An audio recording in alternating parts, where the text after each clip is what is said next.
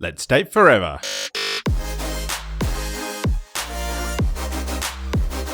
Here's your weekly dose of relationship fuel with Sammy and Nathan Yeager. Welcome to the Date Forever podcast, everyone. Today we have Martin Silva joining us. He's a transformation coach, ex-pro physique competitor and podcaster.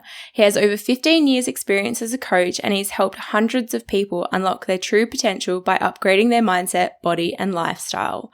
Welcome to the show, Martin. Thanks for having me on. It's an honor to be here. Love the show, love the content you're putting out there. So thanks again for having me on. Oh, thanks so much. It's great to have you here. Hey, so I know that you've listened to more than a handful of our episodes, so you know that we talk about how our relationship with ourselves sets the tone for every other relationship that we have.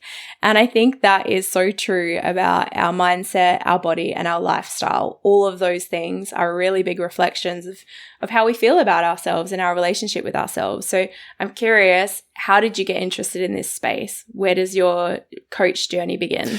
So the coaching journey, I started off as a personal trainer when I was like 20 years old. So I've been in this industry for a long time now. So I'm 36 this month. So that's like 15 years I've been in this industry now. And long story short, I just enjoyed lifting weights. When I was in my late teens, I used to play rugby and stuff, and then started lifting weights, fell in love with training and going to the gym. And then I was kind of working in dead end jobs and up to no good in my late teenage years. And then this was kind of like my thing. I thought, oh, this is great. And then I started building muscle and started attracting more of the opposite sex, 17, 18 years old. I thought, this is even better now. So I'm getting better at rugby and, so it was a win-win. But no, I really did find my passion with it and really enjoyed it. And then qualified as a personal trainer then when I was 20 years old, and never looked back really. And then I got into bodybuilding, fast forward 5 or 6 years. Got into bodybuilding as a natural bodybuilder and got immersed into that world then for a good few years. Ended up competing 9 times and got to pro level doing that. And then, and basically I moved to Australia 6 years ago. Only came here, the usual story, from the UK originally. I'm from Wales in the UK. Came here for a year, the usual story, never left. Now I'm a permanent resident. In fact, I used to live where you guys live in Coogee. I moved to Coogee for 4 years. I used to be a PT in the gym in Coogee called Titan Fitness. And then about 3 years ago, then I started building this kind of online transformation program. And it really took off and the rest is history really. But it's something I've always been active as a kid as well, always played sports. So I think, activity and exercise has always been something that's ingrained into me. Cool compressed story. I love it. But I want to ask, when did it shift from being body to the mindset and lifestyle piece? Like, when did that click into place from, hey, this is pretty cool, I get to lift heavy shit, attract more girls? You know what I'm talking about, Dave. No, actually, no, maybe. No, you know what I'm talking about. Teenagers. For a while, but yeah. But when did you realize there was more to it than just the body piece? That's a fantastic question. So for me, when I was doing the bodybuilding would have been when I was in my mid-20s. And that's when, prior to that, I was driven a lot by how I looked anyway. I didn't really have any body image issues or anything like that. I was in shape, to be honest. I was in like the best shape out of all my friends and everything else, even from my late teens into my early 20s and stuff. But then when I got into bodybuilding, it actually brought out those bad kind of mindset behaviors, if you like, in terms of, because when you compete, obviously you're on stage, you're getting critiqued against other guys, other athletes or whatever. And then you're told, your shoulders are too small, your legs are too small. So you end up then getting, you can anyway, for me, I definitely got into the pattern then of just being more obsessed with how I looked and everything else.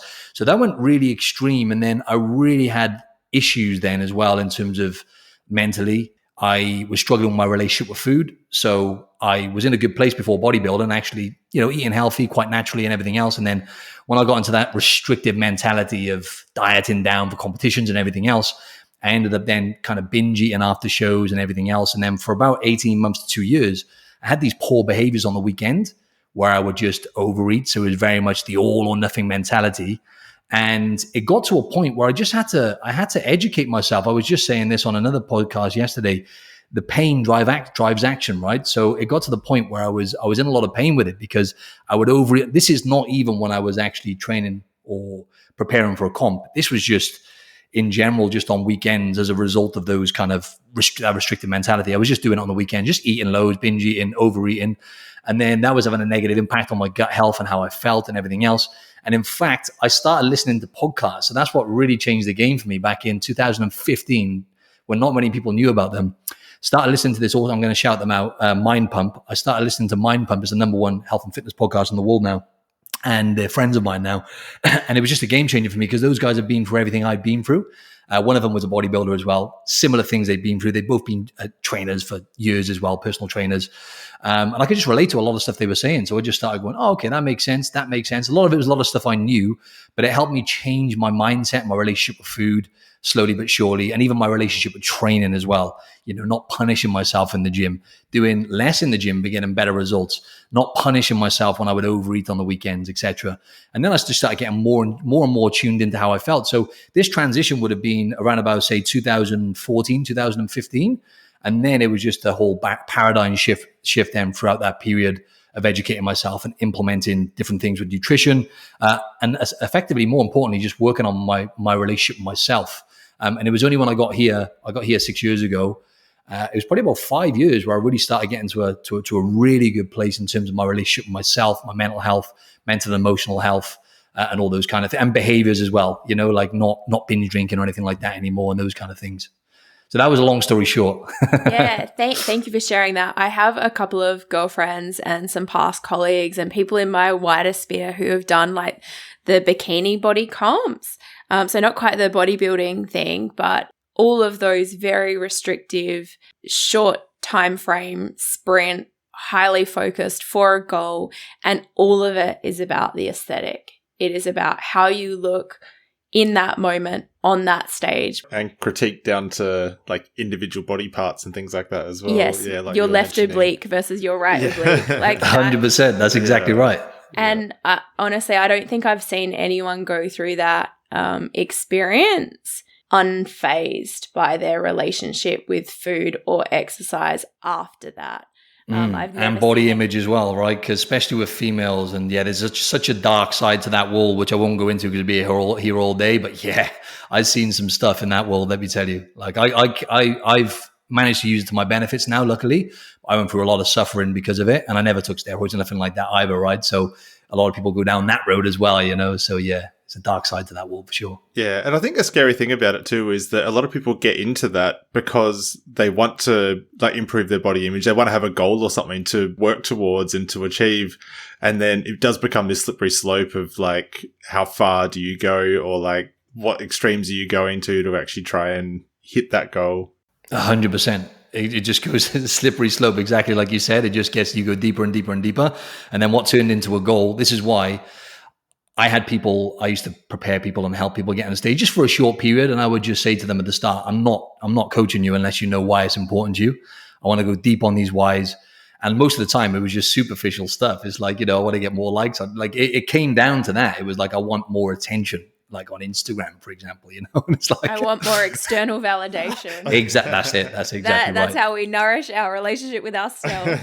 Exactly. External validation, likes, follows, exactly. Comments, Full transparency emojis. though. I used to be that guy, right? I used to be that guy. Like, even if I shouldn't be saying this, but my friend on the podcast yesterday said, type in Martin Silva on Google. I don't know why I've said that now. Some of the old pictures and stuff, I'm like, okay, that hurts. No, but I built up my following basically back then from, obviously all the bodybuilding stuff and, posing the pictures in my pants. I'll hold my hands up. But I've changed.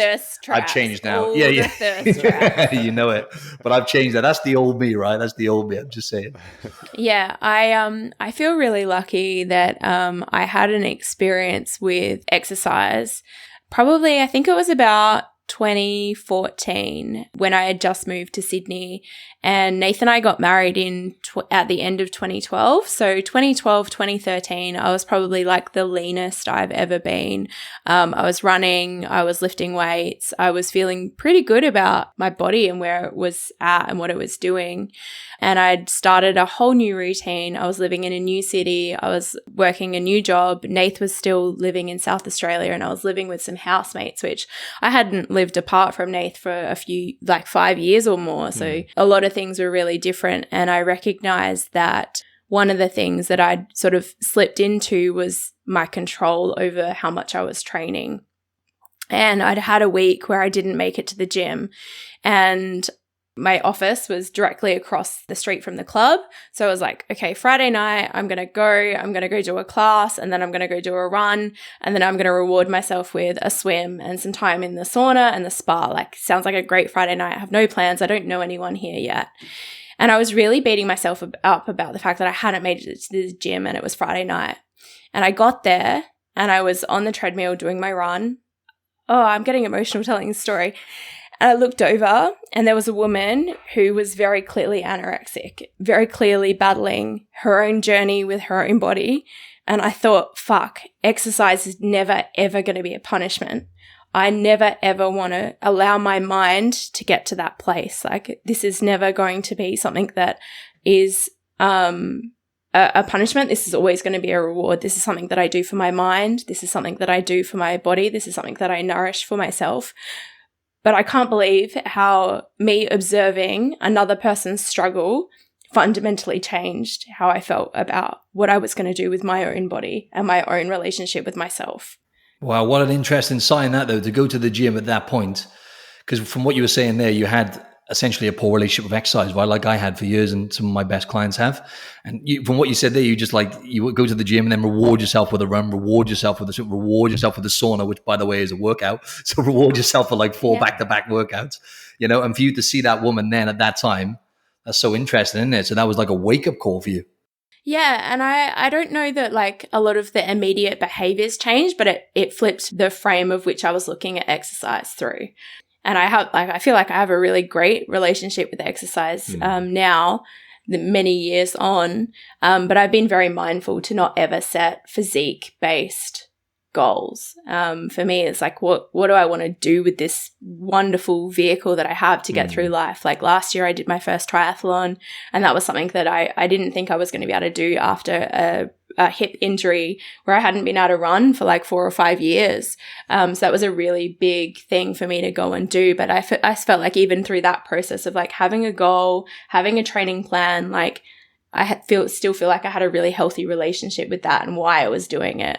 But yeah, I think the tipping point of that relationship with self, and I think we can do this with anything, whether or not it's shopping or alcohol or work or TikTok, those things can be a reward, or they can become a numbing behavior and a way that we avoid what it is that we don't want to feel. Absolutely, yeah. And I met lots of people in that industry who would be in the gym 7 days a week, prepping all their meals and everything else, bodybuilders or even the female kind of bikini girls.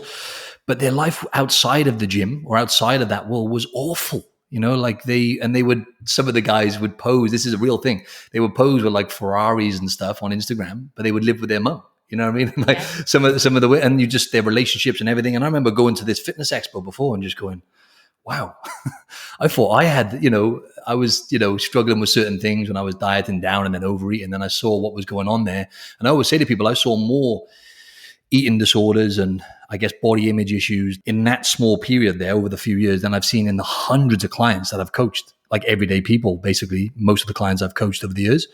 So it goes to show, right? It's what you might see someone looking lean or something like that, or you see their best pictures on Instagram when they got the spray tan and all their bodybuilding pictures. But in reality, even if they do look good, they might look decent externally. It doesn't always tell the full story, Yeah, and a lot of those behaviors and things are just not sustainable, are they? I think that's what we want our relationship with ourselves to be, is that this is sustainable. I have to have this relationship with myself, or I get to have this relationship with myself from the minute I was born until the minute I die. So let's cultivate a good one. 100%. So I'm curious, other than listening to the podcast, what were the things that you started to do to repair that relationship with self? So it wasn't a conscious thing at the time, but what I did is, obviously started listening to the podcast, like I said. Ultimately, I just changed my environment as well. I stopped going out. I was just going out drinking a lot with my friends on the weekends and, partying too much and stuff like that. So I just stopped going out, putting myself in those environments, and really just started changing the way I was eating, which is obviously a key thing when it comes to feeling better mentally and everything else. So that was the first step for me, because I had physical problems before we get into the internal stuff, relationship with self.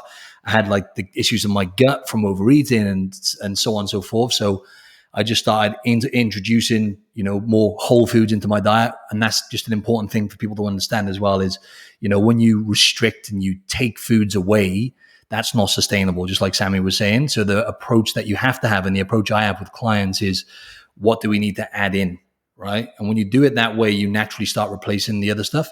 So that was the first step for me, was fixing my gut, because, and now I know about 80 to 90% of the serotonin receptors are, located in the gut anyway. So it makes sense that I wasn't feeling the best. And then, to be honest, a big part of it, if I'm fully honest, was moving down here. That was a big thing for me, because, to be honest, I haven't really got a big family. My dad wasn't really around when I was younger. It's literally just me, my mum, and my sister. So although I guess we can get into this in terms of Janine, my girlfriend, and I value family, but not as much as her. She's from Brazil, so her family values are, next level. We've got some Brazilian friends. Have you got some Brazilian friends, yeah? Yeah. Family and friends, they're locked in. Locked in. Yeah. But I was just going to say then, so I moved here, and that's when it was one of those things where it's, great. Change of environments, better lifestyle and everything else. But if I'm honest, I did struggle for the first year of moving here. I was really struggling. And I'm just going to be open and honest here. When I was in my early 20s, I used to struggle with this. Like, I had some mental health issues in my early 20s.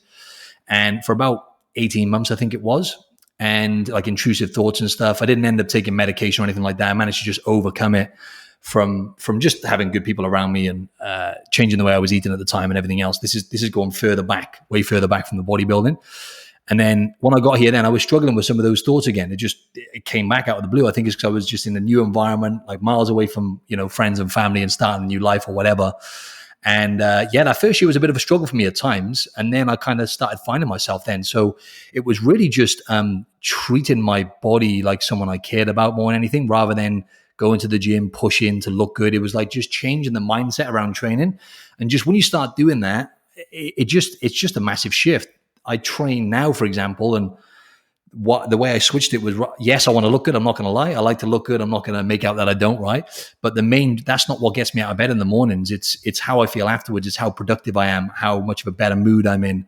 I make better decisions. I can just deal with stress better. And I started connecting to all those things instead, and not training as hard, pulling back with the intensity. So I would leave the gym, energized, rather than sometimes having to lie down on the couch. You've done too far. You've gone too far if you have to lie down after training. So just changing that relationship with training and nutrition were the two big rocks. Then I started things like journaling, started stacking things on. So journaling was a game changer for me as well, in terms of just brain dumping my thoughts. Not really, I would have like a framework, but generally just brain dumping. I learned a lot about myself doing that. I was doing that straight probably for about 6 to 12 months. And it was just a real gradual process, really, of growth, and just hired my mentor as well, my business mentor and stuff like that. And that helped me in certain ways as well, I guess, more with how I look at, money, finances and stuff like that as well. And it was just really a gradual process. And it was certainly just the people I have around me. So it took me, my best friend, I got a really close friend in the UK. I got a close friend who lives in New York, but I've got a really few good friends here now as well. So just basically surrounding myself with good people here as well was obviously a game changer, Yeah, for sure. So you mentioned that you are in a relationship at the moment. So how did your relationship with yourself and like putting your own relationship with your health and your body as well, how did setting up that relationship with yourself affect your relationship? Yeah, massively. That was absolutely everything. So I noticed that. That's actually a fantastic question, because that period I was talking about when I wasn't in the best place, when I first moved here mentally, I was in a good place, and I was loving it, right? I was living in Coogee, living the dream, but at the same time, I was still struggling to adapt, moving to the other side of the world and stuff, right? And then I actually attracted a woman back then who really wasn't good for me. You know what I mean? Long story short, she wasn't good for me. And when I look back now to where I was in my head then, it's like you do attract that energy. Like if you'd have told me back then, I'd be like, yeah, whatever. No, that's actually true. The energy you put out there and how you're feeling and everything else, and even the word choice that you use when you're talking to yourself or talking to others, you do attract like-minded, similar people or similar energies, and that happened. But fast forward to now, my girlfriend now, for example, it's like she's hard. To find someone like her is so hard, I feel really lucky to have met her, but it was definitely because I had really worked on myself. I was happy on my own anyway, to be honest. I've always been very much like that. But really just taking that time out to just really spend a lot of time on my own, and get over the previous breakup as well, because I did actually have a relationship here in Australia. Okay, now I'm sounding like, honestly, this is it now, right? It was the one girl, I wasn't with that one girl, it's just I was spending time with her for 6 months, the one when I was not in the best place when I first moved here. Then I met an awesome, I never have a bad word to say about the long-term relationship I was in for 3 years after that. And that was great. She was an awesome person and everything else. But then after that, having that time, with COVID and everything as well, so we split up. It was still like lockdown and stuff like that. Then I had that opportunity then really to really kind of just go, okay, let's slow down. Had therapy. Sorry, I almost skimmed past that then as well. Therapy, that was extremely helpful as well. That was like more powerful than journaling, of course. Having therapy consistently during that period there with the lockdown when I split up with my ex and stuff. So that was a game changer, really just helping me understand, my thought patterns and the way I show up in relationships and everything else. And just, I guess, some of the traumas that we have from childhood and stuff that we're not even aware of, right? Until you have like a good therapist and stuff. So that was really, really helpful for me as well. And then I just met my girlfriend in the gym a year ago. We've been together for a year now. Met her in the gym, and the rest is history, really. And she's worked on herself as well. She's been through, some trauma with relationships and stuff, and she took the time out to really work on herself. And actually, she didn't have any relationships at all for like 2 years, where she was just doing that deep inner work. And to attract someone like her who's actually done that work and is really lives the same as me, which is so hard to find, the way I live my lifestyle, my sleep routine, it's unrelented standards is what one therapist said to me. So to find someone like me who lives like me is really hard. But yeah, we have an amazing connection as well. And that's going back to exactly what Nave said, really, is because I worked on myself, she's worked on herself, and the timing was just right, for both of us. I'm going to latch on to a statement that you made there. Tell us about your unrelenting standards. What do you unrelented standards? Yeah. It was. I did this test with one of my therapists, and it came up as overwhelmingly the number one, I think, personality trait or whatever they call it was unrelenting standards. So really, I'm just super disciplined, basically, not to the point where nothing's unhealthy. Like my clients now, they all look up to me because they know I'm just healthy. I practice what I preach. I've got a great relationship with food. Everything now is just automatic. So I don't even think about how I look anymore. Funny thing is, I look better than I ever have. And just in terms of leanness, people are like, how are you so, how are you like, well, they say shredded or super lean. I'm like, don't even think about it anymore. It's just the way I live now. The body is just a byproduct, But yeah, those unrelenting standards, I would say, is just my sleep routine, I guess, and just how dialed I am with my habits and stuff like that. It's kind of a hard one to explain. Just like structure and routine. I bet you guys work like this as well. Structure and routine with business and is a given, right? But just in my life in general, just how I live. And my girlfriend kind of laughs at me because she's the opposite. It's like yin and yang. She doesn't really plan stuff, and I like to plan, you know what I'm saying? So I think that's where it all came from when my therapist said, unrelenting standards was I think it was all the answers that I gave. I just like to be organized and on my game, maybe a little bit too far, but I don't know. I think it's healthy personally where I'm at right now.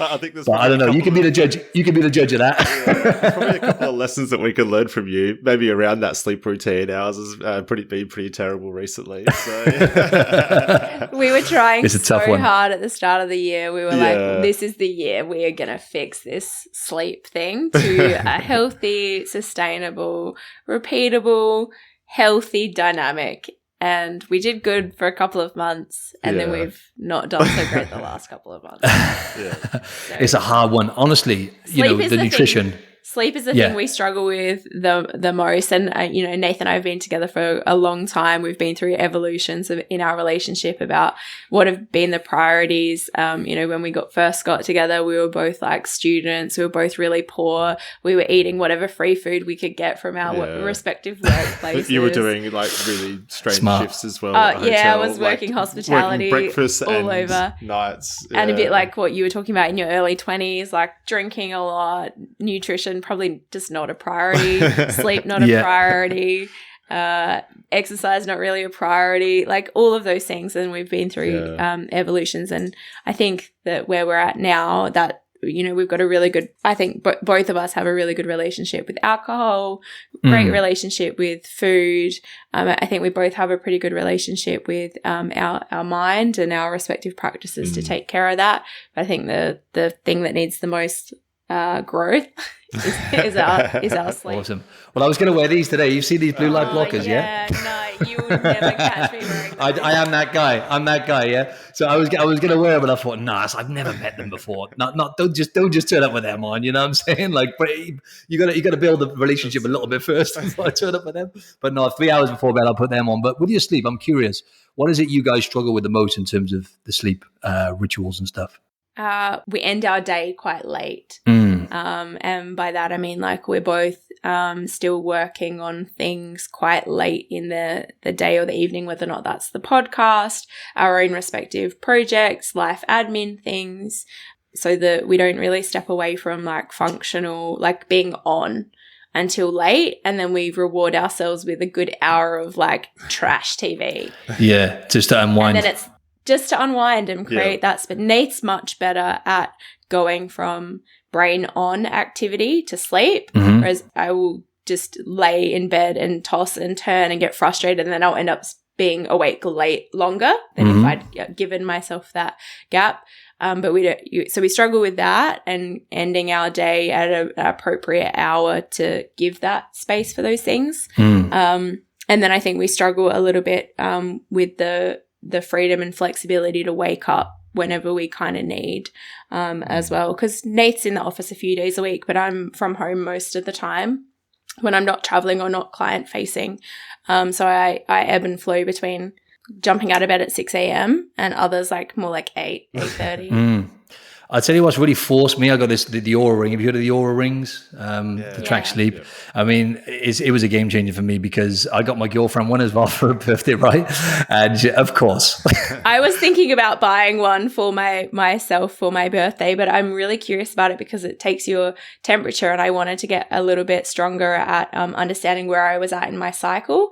Yeah, it's got new technology on that as well now. Yeah, it's really high tech, and that's what it was. And I'm very competitive, very competitive. My girlfriend kept beating me on my sleep scores, right? So the other week, I'm like, so I was doing the same as you guys. I was like, I can get away with it. You know what it's like when you work for yourself or whatever. When you've got work on, you work till late, and I was getting away with it. Then I realized my sleep score. Let's just admit it. Your sleep score is terrible, right? Your girlfriend's always optimal. You're just in the good range, just about or average.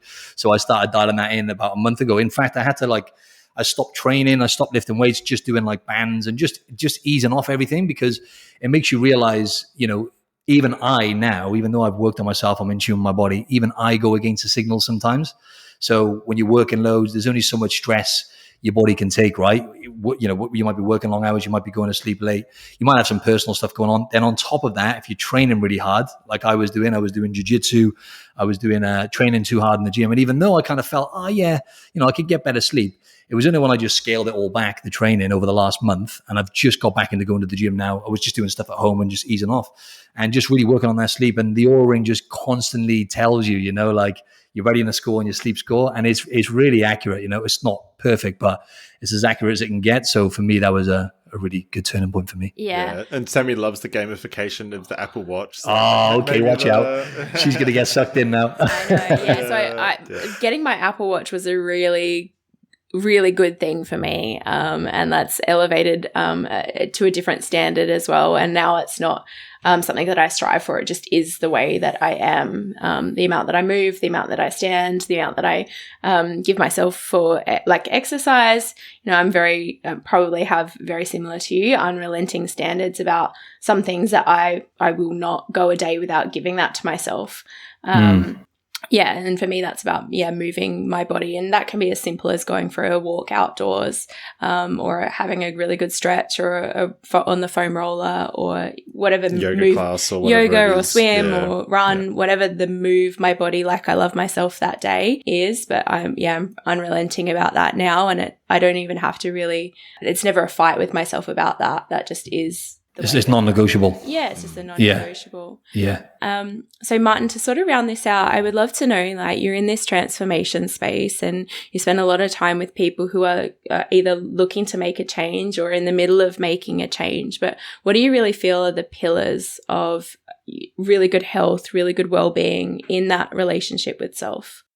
Yeah. So generally, if I use my clients as an example, I tend to help generally as ambitious people who are already at a decent level in terms of their training and knowledge and stuff like that. I've been training, lifting weights, for example, and doing exercise for a number of years, and they really want to get to that next level and, unlock their true potential. And those kind of people, they're generally, a lot of the people I take on are more kind of type A personalities.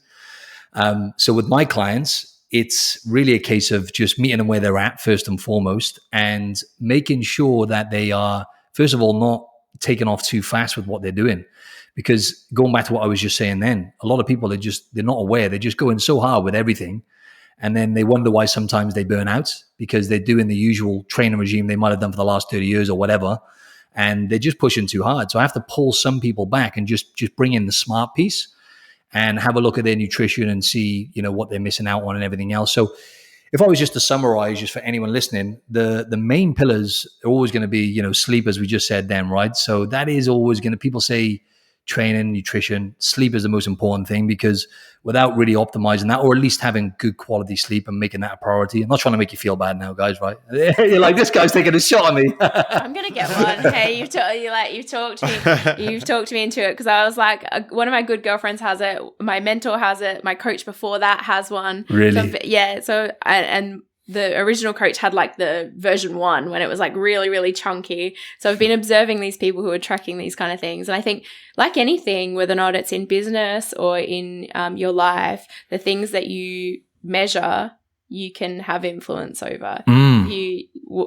Whatever you want to measure, you can improve. So, all right, I need to. Yeah, I love that. You're getting the hint now. Yeah, I'm not affiliated with Aura, by the way. You think I was affiliated with them? It's like, bloody hell. No, I just felt like I was going to be like a total like wearables tech geek with my Apple Watch and my Aura ring and my AirPods and my All right, I'm going to do it. You've convinced me. There we go. That's awesome. I'll be following up to see how you get on. But no, it's always, that's the first thing. And we had like a sleep performance coach come on and educate us on this, but it's pretty straightforward, really. It's not straightforward. Sleep is actually very complex, which you'll find out yourself now with the Aura. There's so many little things you can fine tune.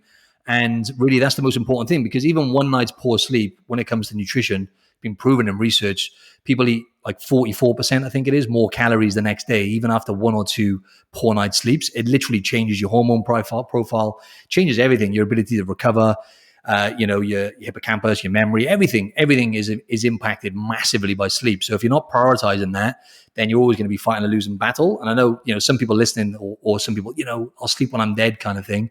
There's only so long you can go with doing that. And, take it from me, you're never going to get to that next level. And it's always the same with my clients. It's like when we make that the foundation, then the other stuff always improves. But then it's going to be sleep. Then it's going to be obviously not in any particular order. I'd say sleep is number 1, but these other ones are not in any particular order. Then it's obviously nutrition. Don't need a rocket scientist to tell you that. That's obviously the main pillar. What you put in your body is going to affect how you think and feel and perform. And gut health is obviously really, really important as well. That's up there with sleep, really, in terms of gut health. And obviously nutrition is going to play a huge part in that. And then you've got your strength training then as well. So when it comes to overall health, heart health, bone density, and just the fact that being strong, having good levels of physical strength will determine how long you live, essentially. It's been proven in loads of studies now. So it is by far the most effective form of exercise for overall health. And it's even better than cardio for heart health as well. Strength training has been proven in studies to it helps reduce both types of fat, which build up around the heart, whereas cardio only does one.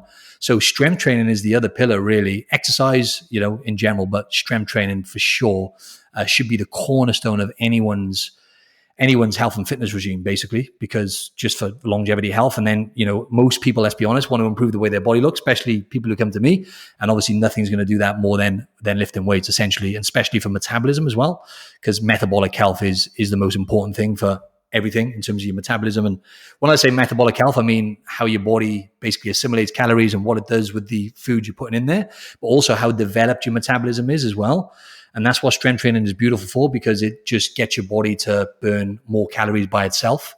So because I've been lifting weights for, almost 2 decades now, it's hard for me to get enough food in. It's actually a battle for me, and that's a great problem to have. Exactly. I love eating. Exactly. When I get my clients at that place, like they're sold for life. Can't get enough food in. Fantastic. I'm in. So yeah, strength training definitely. So they're the three, and then obviously you've got. I would say there's six altogether. Then you've got obviously just water intake really, and that comes in with nutrition. But I'd like to put that separately because people overlook this one. It's very simple. But you'd be surprised how many people just don't drink enough water, and that's the answer to most of their problems. You know what I mean? And then there's movement, like you touched on there. Movement is medicine, and they're and then obviously if I'd say the sixth one, I would say environment as well. Then of course, in terms of who you're spending time with, the people you spend time with, but also just your immediate environment. In terms of, for example, if you're struggling with overeating or you're struggling to lose weight, keeping foods in the house, for example, snacks or foods which cause you to overeat, is obviously going to play into that problem. So like placing a barrier in the way with that, and just being mindful of who you spend your time with, really, because there was another study done on obesity, and they found that people who have a friend who's obese have I think it's almost a 50% higher chance of being obese themselves. And even if you've got a friend of a friend who's obese, you've got a 20% higher chance. Friend of a friend of a friend is like 10%. So just goes to show, if we use weight loss and health for an example, that environment is really important as well. That's a really interesting note to end on, though, too, I think, because when we moved to Coogee, just surrounding yourself with people in Coogee was very different to where we were previously. And like, I know some of that is aesthetic, but like just seeing the amount of people that are out on the beach training, using their mornings, like prioritizing themselves and their body and things like that, it does make such a big difference to you wanting to do the same sorts of things. Yeah, I wouldn't say that our community that we were living in prior, that was a priority. Very rarely would you see people out moving their body in those ways.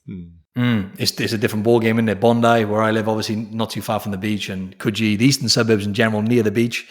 It gives you like motivation and inspiration, I guess, doesn't it? Because you see people active and training, and most people are in good shape, and I think that's a good thing, Yeah, that osmosis. So, Martin, we're on the Date Forever podcast. We've talked a little bit about your girlfriend and your 1-year relationship, but I'd love to know, what are some of the things that the two of you are committed to doing, or what habits or practices you've got in your own relationship to keep it fueled up? So yeah, the one thing we have an agreement first and foremost before we get into the fueled up part. And an agreement we came to at the start was, if any of us compromise our health, funny enough, this is not going to surprise the audience, if we come away from our unrelenting standards, but no, seriously, if we were to ever jeopardize our self-care and what we do for ourselves, for anything really, for relationship, professional life, doesn't matter what it is, if you don't put yourself first and take care of yourself, stay healthy, and really, yes, obviously looking good, physical attraction, I'm not going to lie, it's important, but like I said, that's the byproduct of how you're living, right? That's the byproduct of your decisions. So we had that agreement that none of us is going to let that go no matter what happens. Hopefully we're going to be having kids in the future and stuff like that. And that's just an agreement we came to. But when it comes to keeping it fueled up, I would say just doing our best to just spend, really good quality time together where we don't have the phone as a distraction. We have good conversation. We go for walks in nature. And, we just really make a practice of that, of not being distracted when we're together, unless sometimes you might, watch something on YouTube or whatever.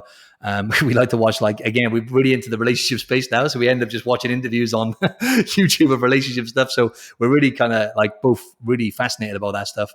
And yeah, we're going to go on our first holiday together to Bali at the end of the month. So I'm looking forward to that. So that's going to be fueling us up for sure. Are you already living together? No, we're not. So that's obviously going to be the next step. So we're not, I reckon, I'm not going to say anything on the podcast, right? But it won't be too long. You're going to tell the world it's too late now. Yeah, exactly. No, I've already kind of told her. But yeah, I would say, probably next year sometime we'll move in together and take that next step, So, but I heard you guys saying as well, I've learned a lot from what you guys are saying as well. And it's like, when you're living together, you can kind of take that for granted, can't you? That you're living together and you're together all the time, but are you really being present together kind of thing? And that's another kind of, just because you're living together doesn't necessarily mean you're going to be close together unless you really work on that, right? Yeah. 100%. And the hours clocked together doesn't necessarily mean it was quality time. Yes. Whereas when you I think I did. You did say, please tell me you did say that before. I'm sure I heard one of, yeah. It's definitely a priority for us to get out of the house together and to even just go to a cafe or something and have a coffee. And the quality of conversations that we have when we're out of the house together is completely different to the quality of conversations we're having at home. So just, changing that environment once again. Awesome. Yeah, that's key. Whereas if we can impart one piece of wisdom, I mean, that's a big transition from living independently and having to be very conscious and intentional about organizing time to see each other. All of a sudden, you don't need to do that anymore. And it has to become a choice to do that. It has to become a choice to say, hey, when are we going to create this pocket of quality time together? So you can carve that into your unrelenting standards as you move forward. That's the name of the title of this episode, yeah? Yeah, probably. Oh, probably, yeah. How to develop unrelenting standards. It's going to get like two downloads. Yeah, we're going to go with the David Goggins callous your mind approach. Which, I don't know. I think that if you're intrinsically motivated, and that's kind of what we were talking about, that yourself and myself have got to a place where you don't really have to think so much about forcing yourself to do something that is just the way you are living, and that's intrinsic motivation rather than an external punishment of some kind. I'm glad you said that, Sam, and I would like to finish on that point. Intrinsic motivation is exactly everything I was talking about then, but also self-discipline. I'm sure you'll relate to this. It needs to be rewarding, just for the listeners, because people look at maybe people like myself and they think, oh, he's disciplined. He's just disciplined all the time. I can never be like him. But it's just because I've got rewards out of it, right? Because the dopamine hit, when I go to the gym, it's like, I know I'm going to feel so much better once I've been there. When I eat these foods that I eat, it's because I know it makes me feel good. I like the taste of it as well, but that self-discipline is now rewarding. I actually enjoy it. I enjoy living like this, and I'm sure you guys can relate to that. So I wanted to finish on that. It's not like something where it's regimented. It's just part of my lifestyle now. And just like you say, with your movement and everything you do, same sort of thing, isn't it? And we change by feeling good, not by shaming ourselves, not by punishing ourselves, not by blaming ourselves or excusing or denying any of those things. It's about taking, the ownership and, creating the opportunities for those rewards and recognizing those rewards too. But we change when we feel good. And luckily, moving your body, eating good food, getting good sleep makes you feel good. Absolutely. Martin, thank you so much for joining us today. Because we know that good health and well-being is so important to you, we've given a sports program for a month to some young adults in India. They use this class as a vehicle to teach them life skills, which is also really cool. So this has been made possible via our partnership with Buy One, Give One. So thank you so much for being here, sharing what you do, and making that possible. My pleasure. Thanks so much for having me on. Really enjoyed that. No worries. So, Martin, if people want to connect with you other than Googling you, yeah, don't do that. Definitely don't put images either. Don't do that. Yeah. Everyone's going to do that. Sorry, so the best place to find me is, Instagram is, I guess, my main platform. So at Martin Silva Fitness. And then the podcast as well. I definitely recommend anyone who's into just bettering themselves and optimizing their mind and body, definitely check out the podcast, Optimize Your Body. That's available on all platforms. And I'm just literally building a new website now. So I don't actually have a website at the moment. But on my Instagram and the link in my bio has got links to, I was going to say, free training and nutrition plan as well, which has helped like lots of clients basically over the years really develop a good relationship with food and get into great shape. They can get that by just subscribing to my email list. And that is basically the link's in my bio for my Instagram. Hope that's cool just to direct people there for now, because the link in my bio, bang, it's all there. You can just click the buttons then. Instagram's my home on the internet too. Fantastic. Yep. Thanks so much for joining us, Martin. Thanks for having me. Appreciate it. Thanks heaps for joining us. If you love what we're doing here and want more, subscribe to the Date Forever podcast to make sure you never miss an ep. Come and hang out with us and other awesome couples who are fueling up their relationships in the Thriving Couples Collective Facebook group, or check us out at fuelcollective.com.au. Until next time, keep on dating, because better relationships equal a better world.